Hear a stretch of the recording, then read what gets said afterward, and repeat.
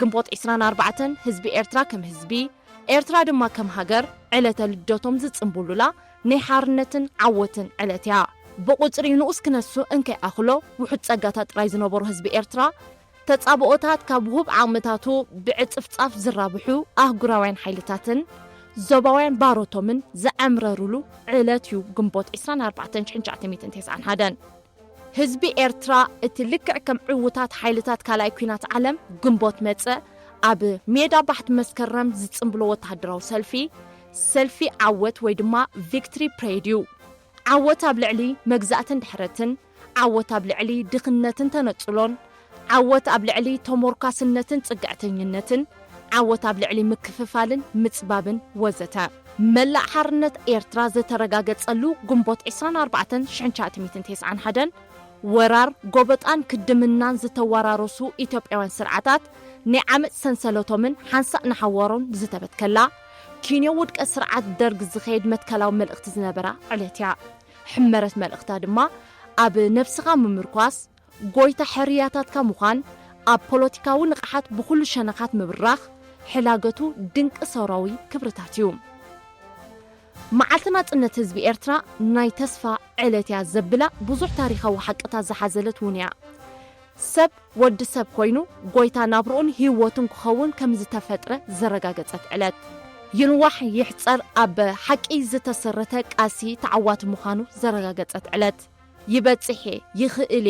ነቲ ዘይጽወር ክጸውር ዝሕላገቱ ውሽጣዊ ቅኒት እንተዓብሊሉ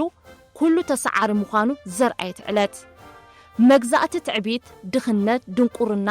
ስንፍና ነፍሰ ምትሓት ተነጽሎ ወዘተ ተበዳሃይ ምዃኑ ዘመስከረት ዕለት ኣብ መንቀራቕሮ ክልተ ተጻብኦታት ኮይንካ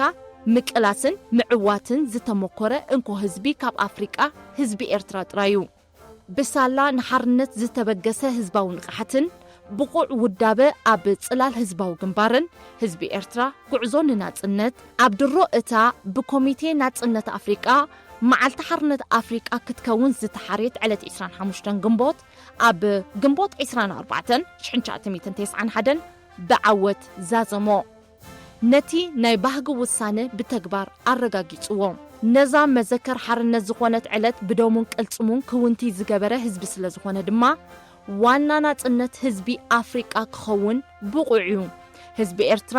ከም ውጽኢት ነዊሕ ቃልሶ ብመንጽር ካልኦት ዝመስልዎ ህዝብታት ውሽጣዊ ሰላሙን ቅሳነቱን ሓድነቱን ብብቕዓት ከረጋግጽ ዝኽኣለ ህዝቢ ኮይኑ ዝቐጸለ ህዝቢ እውን እዩ ኣብ ፍሉይ ኣገባብ ናይ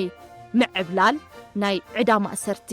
ናይ ሽርካ ምዝመዛ ባዕዳዊ ወተሃደራዊ ማዓስከራት ስነ ኣከባብያዊ ምዝመዛ ዲጂታላዊ መግዛእትን ካብ ህዝቢ ኤርትራ ንላዕሊ ንመን ኣቕማ ሓርነት ክኸውን ይኽእል